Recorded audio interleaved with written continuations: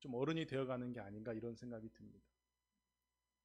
제가 오늘 지금 그 말씀을 좀 덧붙여서 얘기하자면 고린도 교회는 바울이 계속 염려했던 교회거든요.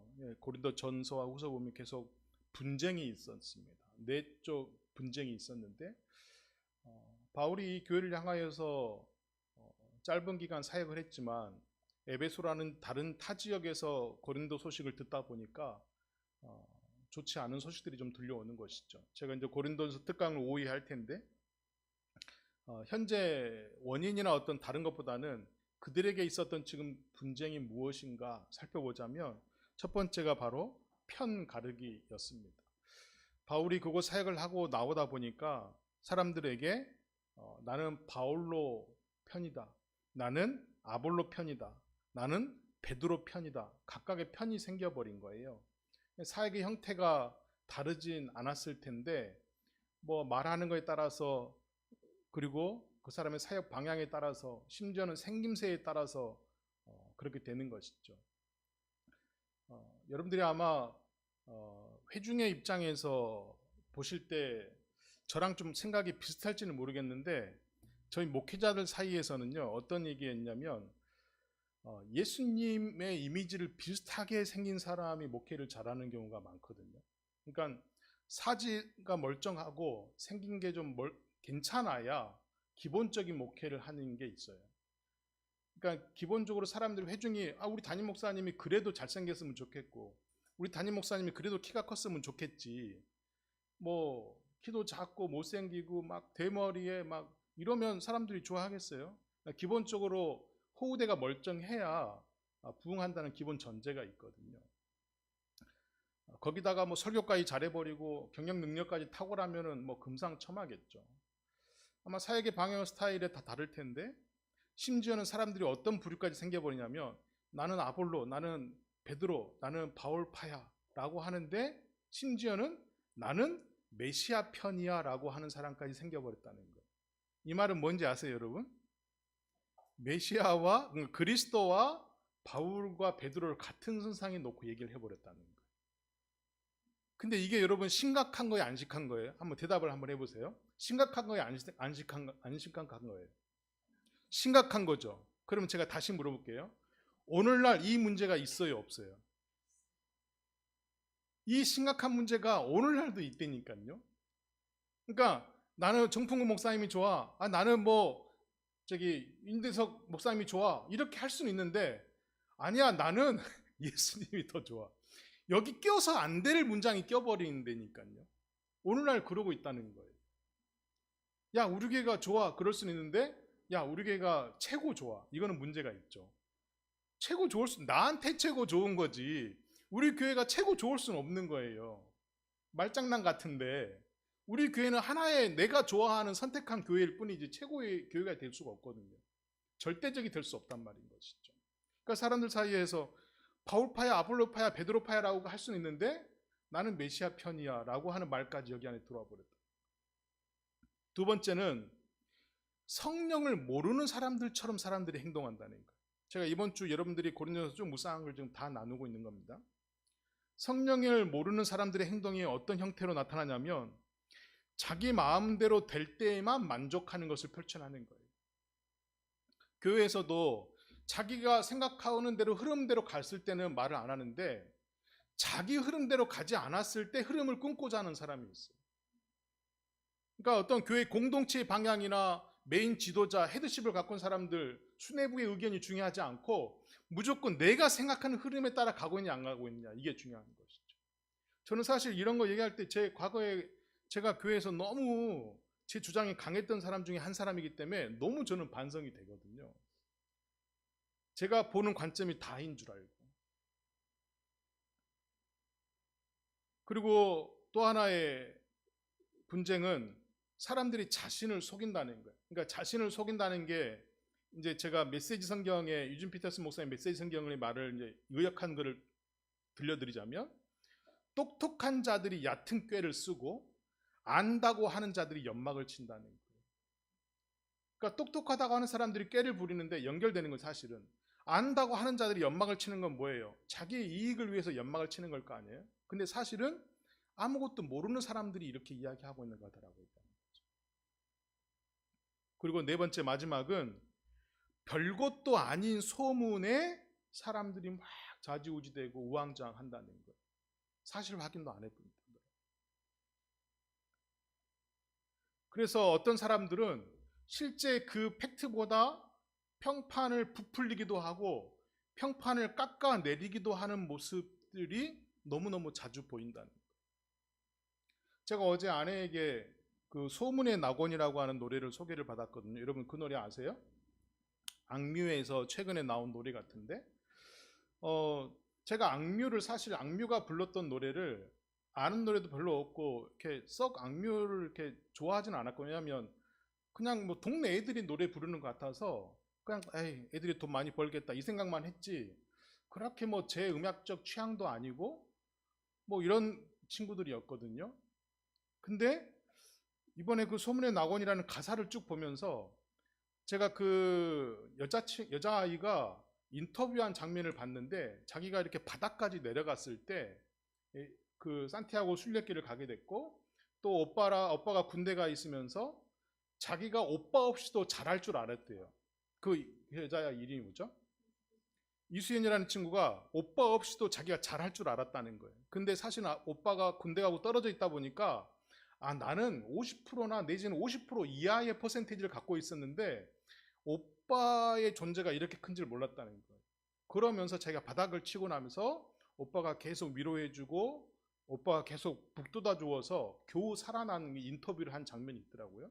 그러면서 이제 산티아고를 갔다 온 것까지 제가 알고 있는데 그리고 나서 이 가사를 딱 보는데 얘들이 이야기하는 게 우리가 생각하는 하나님의 나라를 직접적으로 표현을 하지 않았지만 너무 이 도시 생활의 힘든 생활 중에 그 산티아고 순례길을 걸으면서 고기 한 점, 스프 하나가 이 서바이벌 하는데 이렇게 중요한 거구나. 인생에 정말 중요한 거 도심에서 느낄 수 없었는데 그냥 매일 그 수백 킬로를 마지막 완주할 때 걸었을 거 아니에요? 그러면서 드는 생각은 이렇게 아름다운 자연 앞에 왜 그렇게 조그만 문제에 시들렸는지 이 귀한 자연을 돈으로 살 수 없는데 뭐 이런 또 인기 연연하는 속마음도 있었을 것이고 제가 그 가사를 보면서 결국 그 사람들이 이 인생을 순례의 과정이라고 보는데 이 과정 속에 지치고 고된 마음 속에서 이 순례길을 걷는 것 자체만으로 모든 것이 해결되는 그걸 가사로 옮긴 듯한 제가 느낌을 받았거든요.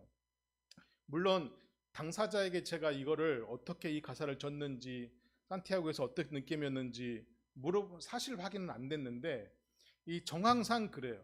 제가 이 번아웃이 와보고 많이 걸어봤고 이런 쭉 이렇게 과정 속에서 제가 있었던 사람이었기 때문에 그렇지 않고는 나올 수 없는 가사였던 것 같아요. 제가 오늘 아침에 차량 운행하다가 계속 몇 번씩 들었는데 굉장히 힘이 생기는 그런 노래였습니다. 그런데 제가 이걸 혹시나 해서 이제 검색을 해봤더니 아주 그 기독교인 중에 유튜브 막 엄청 구독자 수가 있는 젊은 친구들이 몇 명 있어요. 근데 그 젊은 친구들이 이 노래를 엄청 깠더라고요. 막 일베들이 주장하는 내용 가사가 있고 뭐 일장기를 표시하는 배경이 있고 막 이런 제가 그 친구들 그걸 보면서 야 이런 사람들 이렇게 이 팩트를 객관적으로 보지 못하는 사람들의 구독자가 막 몇몇 명이 되고 이 사람들이 쓰는 책이 막 잘 팔리고 막 이러는 거예요. 그래서 제가 너무 한국 기독교 상태가 지금 이 상태다. 제가 그러면서 그분들을 진단한 두 가지인데 하나는 뭐냐면 부모 세대들이 그 교회 지도자들이 잘못 가르쳤다. 여러분 우리 어렸을 때 제가 이랬던 얘기가 술은 누구한테 배우냐에 따라서 다르다는 얘기를 제가 늘 들었거든요. 저희 아버지는 술을 못 하셨기 때문에 술을 배울 기회가 없었는데 술을 친구들이랑 배우면은 많이 도구가 된다 그래요. 그러니까 예절 없이 그냥 앞뒤 없이 배우는 거죠. 술을 누구한테 배우냐에 따라서 중요하다고 생각하는데 물론 이제 성품에 따라서 다른 결과가 나오기도 하겠죠. 근데 저는 그 친구들 보면서 이 노래를 그렇게 평가하는 걸 보면서 기독교를 잘못 배웠다. 그리고 또 한 가지는 두 번째는 자기들이 알고 있는 기독교가 전부인지 안다는 거예요. 전부인지. 그 다음이 없는 거죠. 그러니까 고린도 교회에 제가 분쟁을 보면서 사람들이 나는 어떤 사역자에게 속했다라고 편가르기를 하고 성령을 모르는 사람들처럼 행동해버린다는 거예요. 자기의 마음대로 될 때에만 만족하고, 또 자신을 속이는 사람이 나타나는 거예요. 막 똑똑하다고 잘 배웠다고 안다고 하는 엘리트들이 왔지만 결국은 자기들의 꾀를 펼치고, 그 꾀가 무엇 때문에 펼치느냐? 안다고 하는 자들이 연막 작전을 하기 위해서 펴는 것이죠. 그리고 마지막으로 팩트의 확인도 없이 자기가 알고 있는 것이 전부있냐 사람들을 깎아내리거나 아니면 실제보다 더 높이 그들을 높게 평가해 버리는 그런 분쟁들이 계속 있는 것이죠. 그럴 때에 바울이 그 사람들에게 잔소리를 합니다. 여러분, 제가 언제 여러분들에게 잔소리한 말을 한번 한 적이 있는데, 우리가 이렇게 성장할 수 있는 거는 부모들의 잔소리가 뒷받침됐기 때문에 우리가 오늘 여기 있는 것이죠. 우리가 오늘 우리가 우리 삶에서 형성된 습관의 많은 부분들이 부모의 잔소리 때문에 되는 겁니다. 근데 여러분, 잔소리를 한번 잠잠히 생각해 보세요. 부모가 하는 잔소리가 우리가 모르는 개념을 설명해 주는 겁니까? 우리가 다 알고 있는 거예요. 알고 있는 건데 얘기해요. 그래서 잔소리가 싫은 거예요. 만약에 모르는 걸 설명해 주면 배워야 되겠네. 저걸 못 들어본 건데 뭐 이렇게 호기심에 따라갈 수도 있겠지만 다 아는 이야기를 하는 거거든요. 근데 그 잔소리가 듣기 싫은 거죠. 그러니까 문제는 잔소리의 내용이 아니라 그것을 습관화 되느냐 안 되느냐 이런 차이인 것이죠. 바울의 잔소리가 그런 겁니다. 사람들이 모르는 이야기 하지 않거든요. 다 아는 이야기인데 다시 그 얘기를 또 합니다. 첫 번째, 이런 잔소리를 합니다. 여러분, 우리가 지금 고린도 교회에 여러분들 분쟁이 있는데 예수 그리스도께서 여러분들에게 난이라고 하셨습니까? 이 얘기를 해요. 예수님께서 여러분들 난이라고 했습니까? 나는 누구 팬이면 나는 누구 팬이면 난이라고 했습니까? 제가 저희 선배 목사님 중에 아주 오래전에 공동 목회를 시작한 분이 있거든요. 지난주에 우리 남재영 선교사님 오셨잖아요. 남재영 선교사님이랑 그리고 지금 강원도에서 목회하시는 목사님이랑 그리고 수원의 목사 세 분이 공동 목회를 시작했어요. 근데 이제 세 분이 시작했다고 했지만 한 분은 간사였고 공동 목사 두 분이었는데 공동 목회를 시작했어요. 그러니까 제가 전도사 때 공동 목회를 시작하는 건 한국 교회에서 센세이션이었거든요. 굉장히 취지가 좋잖아요. 근데 그분들의 공동 목회가 얼마 가지 못했어요. 목회자들끼리는 분쟁이 없었는데 교우들끼리 분쟁이 생깁니다. 그래서 제가 그 모델을 보면서 굉장히 이상적인데 한국의 정서에서는 아직 안 맞구나 이 생각이. 그러니까 외국에서는 팀 목회라는 게 가능하대요.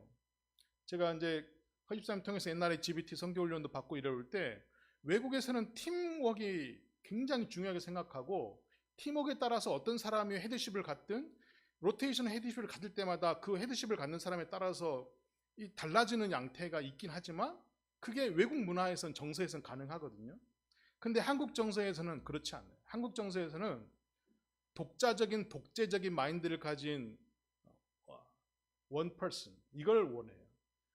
그러니까 이게 멋있는 게 아니라 팀워크를 따르지 못하겠다고 하는 불신들이 회중 안에 깔려 있는 거예요. 구성원들 안에. 우리를 생각해 볼 때 지금 이 말이 이해되실 거예요, 여러분. 누굴 다른 데 쳐다볼 것 없이 우리가 팀 플레이를 잘 못하는 부류입니다, 사실은. 한국 정서상. 아닌 것 같죠, 여러분? 여러분들 다 안 세다고 생각하잖아요, 지금. 나는 안 센 사람이야 라고 생각하잖아요. 우리 모두 센데. 네, 저부터 시작해서 다 센 사람들인데. 아이라고 다 안 세는 거 아니에요, 여러분. 세상에 세지 않은 사람은 아무도 없습니다. 그래서 예수님께서 나뉘지 말라고 했는데 여러분들은 왜 파당을 쥐어서 나는 누구에게 속했는데 라고 심지어 친분까지 과시합니까? 여러분이 그렇게 친분을 과시하는 이유가 여러분들이 그 친분에 묻어가면서 자신의 영향력도 동시에 펼치려고 하는 거 아닙니까? 이렇게 얘기해 보는 거죠. 그리고 두 번째 잔소리가 뭐냐면 여러분, 우리는 누군가는 심고 누군가는 물을 주어서 잘 심겼을 뿐이지만 잘 자라게 하는 기초를 마련했을 뿐이지만 이것을 성장하게 하고 자라게 하는 것은 하나님밖에 그런 능력이 없습니다. 근데 마치 그렇게 잘 살피고 잘 꾸려서 하는 능력이 우리 사역자들에게 있는 것처럼 왜 사람들을 나눕니까? 이 두 번째 잔소리를 다 아는 이야기죠. 그리고 세 번째 잔소리가 뭐냐면 하나님께서 우리에게 주신 모든 것이 다 선물인데 왜 여러분들은 누구의 공로, 심지어 자신의 공로를 이야기하려고 합니까? 라고. 아니, 하나님께로부터 오지 않는 선물이 있습니까? 여러분들이 난 부모, 그 환경, 여러분들이 지금까지 다치지 않고 살아온 모든 걸 얻게 하심, 여러분들의 재주, 형성된 습관, 여러분들의 영성, 여러분이 누군가의 전도를 받고 여러분들이 누군가의 예배자로 살 수 있도록 모든 것이 다 하나님께서 선물. 여러분들이 도대체 준비한 게 뭐가 있으며 여러분들이 스스로 만들어서 창조적으로 한 게 뭐가 있습니까? 그런데 왜 여러분들이 스스로 만들어서 뭔가 이룬 것처럼 자랑을 하고 공로를 하고 드러내려고 하고 합니까? 이 잔소리를 해내는 것이죠. 그리고 나서 이렇게 이야기합니다. 이게 이제 주목할 내용입니다. 여러분, 우리는 어차피 다 끄트머리에 있는 사람들입니다. 문화의 끄트머리에 있고, 사회의 끄트머리에 있고, 인생의 끄트머리에 있고, 세상의 끄트머리에 있는 사람들입니다. 이렇게 표현해요. 갑자기 분위기가 불쌍해져요, 여러분. 세상의 중심에 있어야 될 것 같은데 우리는 끄트머리에 있는 사람들입니다. 이렇게 표현을 해버려요. 그러면서 제가 위준 피터슨 목사님의 메시지 성경을 여러분에게 좀 들려드리고자 하는데, 여러분, 끄트머리에 살고 있다는 사람은 이런 겁니다. 아무도 표를 사려고 하지 않는 영국 무대에 오른 것처럼 우리는 살고 있습니다. 영국 무대에 올랐긴 올라 있는데 이 영국 무대를 아무도 보려고 표를 사지 않는다는 거예요. 이게 얼마나 뻘쭘합니까, 여러분? 두 번째는요, 교통사고 현장에서 구경거리가 된 것처럼 사람 구경을 하고 있다는 거예요. 마치 우리가 피해자나 피의자가 되어서 이 교통사고 현장에 처참한 몰골을 하고 있는데 사람들이 계속 우리를 구경꾼, 동물원의 동물 보듯이 보고 있다는 거예요. 그리고 마지막은 약함과 불성실함 가운데 살아가고 있는 우린 끄트머리에 있는 사람들입니다. 이렇게 얘기하는 거죠. 그러면서 바울이 자기의 처지에서 느끼고 그렇게 살고 있는 형편을 직접 이야기합니다. 그게 뭐냐면 이런 거예요. 빙 둘러싸여서 발길질을 당하고 넉넉치 않은 식사 시간과 늘 누더기옷과 문전박대를 당하고 허드렛 일로 근근히 생계를 유지하고 욕하는 이들을 축복해줘야 되고 터무니없는 말을 해도 친절해야 하고 부엌에 버려진 감자처럼 이 세상의 문화로부터 쓰레기 취급을 당하고 있는 게 바로 우리 끄트머리에 있는 사람들입니다 라고 얘기하는 거죠. 여러분, 이게 바울이 직접 겪고 있는 상황인 겁니다. 제가 여러분들에게 간혹 솔로몬이 아니고 솔로몬 다윗이 밧세바를 범했을 때 그 남편이 우리아였잖아요. 제가 우리아를 이야기하면서 그가 아주 출중한 충성심과 아주 탁월한 신앙을 갖고 있었음에도 불구하고 아내도 지키지 못하고 전쟁의 최전방에서 총알바지가 되어버려서 죽음을 맞이하는 비참함을 제가 몇 번 얘기했잖아요. 우리가 그 상황을 바울이 똑같은 현장에서 겪지는 않았지만 같은 어려움을 겪고 있는 것이죠. 배울 만큼 배운 사람이, 그리고 자기가 어떤 시민권을 가졌는지 신분에 대해서 충분히 억울함을 드러낼 수 있는 상황임에도 불구하고 금전적인 어려움을 굳이 당하지 않아도 될 상황인데, 사람들에게 둘러싸여서 발길질을 당해도 되지 않아도 될 입장인데 지금 인생의 끄트머리에 있는 것처럼 세상의 중심에 서지 못하는 그 문화의 끄트머리에 있는 취급을 당하고 있다라고 본인이 어필을 하고 있는 거예요. 이것은 우리가 실력이 없어서 어떤 구성원의 중심 가운데 들어가지 못하는 것과 좀 다른 이야기죠. 내가 자격이 안 돼서 어떤 공동체의 한 중심에서 리더 역할을 하지 못하는 것과 다른 것이죠. 그러한 자격과 입장이 충분히 됨에도 불구하고 그 중심에 서지 못하고 끝에 서는 입장. 그것을 바울은 이야기하고 있는 거예요. 왜 이런 이야기를 했을까요? 사람들의 분쟁의 원인이 이러한 일을 자기의 주업으로 삼지 않으려고 하기 때문에 바울은 이 잔소리를 하고 있는 거예요.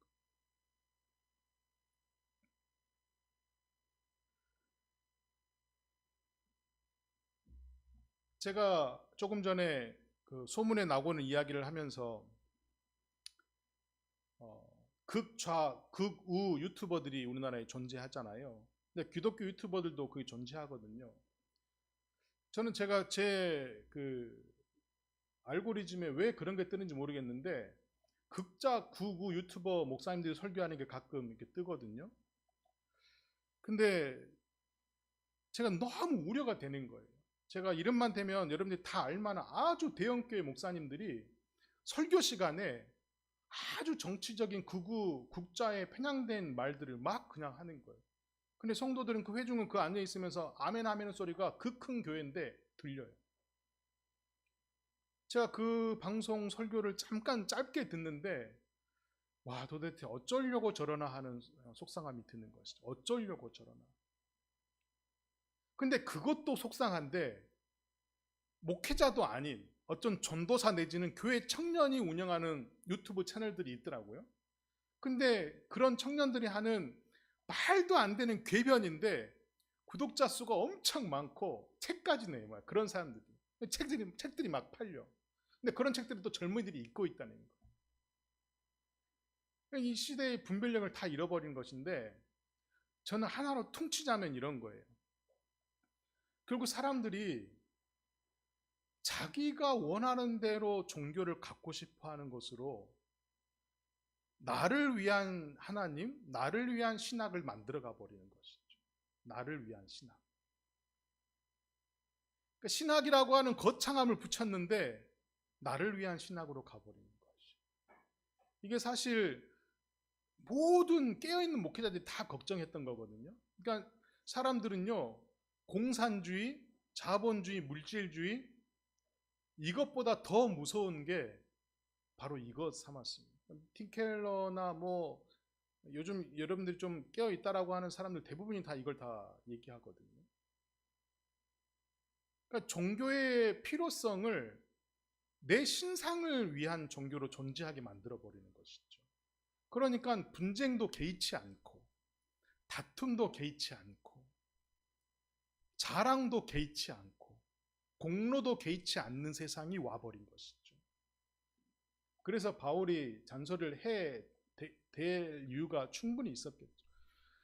똑같은 이야기인데 다 알고 있는 이야기인데 계속해서 잔소리를 하고 있는 거예요. 여러분 그리스도께서 나누지 않았습니다. 근데 왜 우리가 나뉘어 있습니까? 그리스도와 우리는 한 몸입니다. 그리고 나서 이제 우리가 이번 주에 이런 묵상을 보면 여러분 우리는 하나님이 거하시는 성령이 거하시는 하나님의 전입니다. 라고까지 얘기를 해버리거든요. 이게 왜 굉장히 중요한 얘기냐면요. 이 당시에 유대인과 해당인을 만들어 나오는 디아스포라 유대인들에게 있어서 성전은 어떤 의미였을까요? 목숨과 바꿀 만한 굉장히 중요한 것이거든요. 근데 사람들이 너무너무 못 알아들으니까 여러분 우리가 하나님의 성전이라니까요. 근데도 왜 분쟁을 합니까? 왜 나눕니까? 이 얘기를 해버리는 것이. 얼마나 답답했겠습니까? 그러면서 바울이 여러분 우리는 그런 끄트머리에 있는 사람들인데 여러분들이 도대체 인정을 하지 않으니까 왜 우리가 그렇게 살아야 되냐라고 계속해서 요구하니까 제가 지금 겪고 있는 걸 얘기하고 있습니다. 여러분 저는 세상 중심에 있지 않습니다. 저 역시 끄트머리에 있습니다. 억울함을 당하고 심지어는 제가 뭐 애들이나 맞는 태형을 우리가 우리나라 말로 곤장이잖아요. 엉덩이로 매를 맞고 이게 말도 안 되는 걸 저는 당하고 있습니다. 그러니 여러분 무조건 우리가 잘 살아야 된다는 것, 행복해야 된다는 것 어려움이 없어야 된다는 것, 성공해야 된다는 것, 그것은 복음이 아닙니다. 여러분, 지금 이 얘기를 하고 있는 거예요. 너무너무 듣기 싫은 잔소리 있죠. 그러면서 마지막에 이 얘기를 하는 겁니다.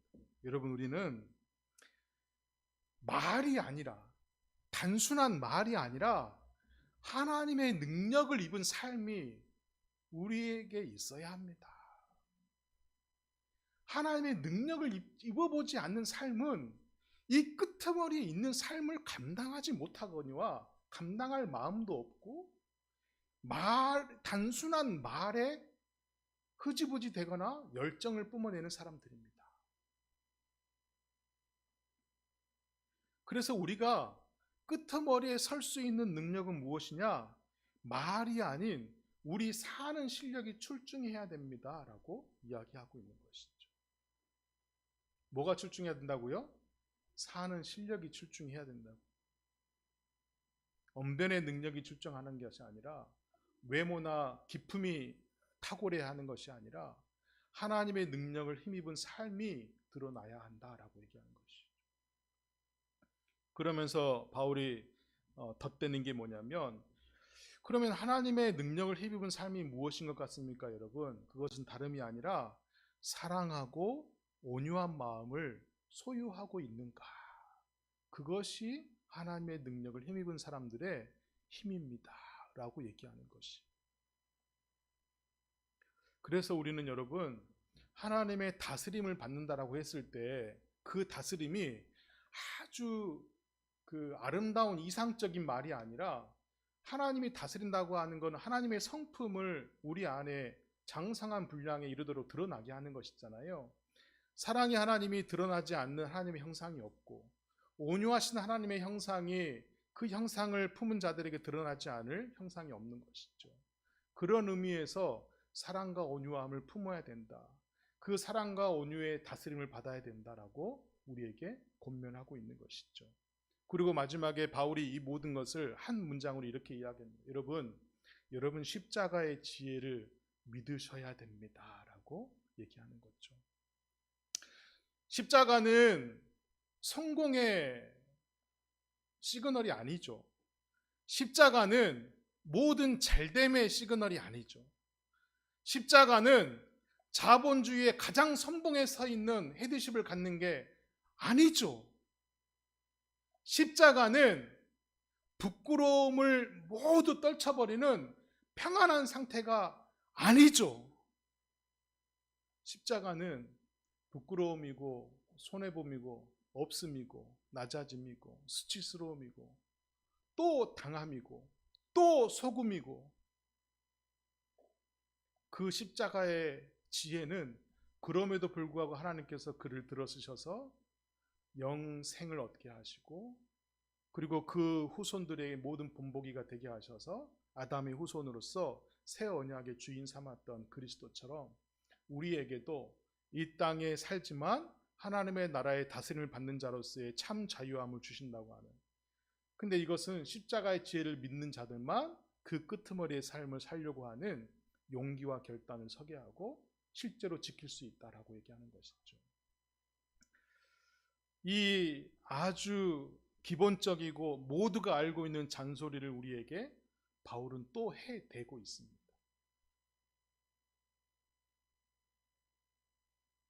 새로운 것도 없고 기발한 것도 없고 탁월한 것도 없고 지긋지긋한 십자가의 지혜를 우리에게 또 이야기하고 있습니다. 우리가 지금까지 신앙생활을 수십 년을 해왔는데 이 지긋지긋한 이 기본기의 말씀을 다시 한번 또 새겨야 합니다. 기독교가 아주 은밀한 비밀한 것도 없이 모두가 다 알만한 비밀을 갖고 있는 것은 이 십자가의 지혜와 정신을 교회가 소유하고 있는가, 그것으로 교회가 기초 삼고 있고 그것으로 거룩함을 이야기하고 있는가, 이것을 저는 교회가 시그널로 알고 있다면, 그것이 교회의 시그니처가 된다면 저는 그 교회에 교인이 한 명이고 공동체가 한 명이더라도 진정한 교회라고 생각합니다. 그러나 나머지는 그리스도의 십자가의 지혜를 믿지 않는, 계속 분쟁이 있고 다툼이 있고 나는 누구 편이다 편이 갈라져 있고 다툼과 분쟁이 세상 사는데 다 그렇지 하고 그냥 넘어가 버리고 누군가가 손들어서 말하면 마치 모든 사람의 표적이 되어서 내부 고발자가 되어버리는 그런 기독교 공동의회가 되어버리고 재직회가 되어버린다면 그 안에 우리의 생명은 없는 것이죠. 저는 우리 교우들이 이 생명을 소중히 여기면서 하나님의 다스림을 구하고 사랑과 온유가 드러나며 끄트머리에 있지만 자유한 인생을 맛보시기를 주 예수 그리스도 이름으로 축복합니다. 하나님 감사합니다. 우리에게 매일 잔소리해 되실 텐데 바울이 기록한 편지로 오늘 우리에게 잔소리를 대신하셨군요. 하나님의 잔소리를 들을 때 귀찮고 싫고 옮기는 게 어렵지만 이 잔소리를 통해 우리의 영성의 습관이 길러지고 하나님을 알아가는데 깊어지고 하나님께 가까이 가는데 북돋아질 수 있는 지혜라고 한다면 하나님 배우게 하시고 이겨내게 하시고 넘어서게 하여 주옵소서. 그 너머에 있는 것이 우리의 또 다른 공로나 자랑이 아니라 진리 안에 참 자유함이라면 그것이 나의 것이 되시고 우리의 것이 되게 하여 주옵소서. 끄트머리에 설 수 있는 용기를 더하여 주시고 믿음의 담대함이 사그라지고 희미해질 때마다 바울의 잔소리와 하나님의 눈길들이 용기를 더하게 하여 주옵소서. 소문의 낙원처럼 들리던 희미한 것들이 내 안에 숨쉬고 있는 낙원이 되어서 하나님을 누리는 자들의 기쁨이 살아있을 수 있도록 자비를 베풀어 주옵소서. 예수 그리스도 이름으로 기도합니다. 아멘.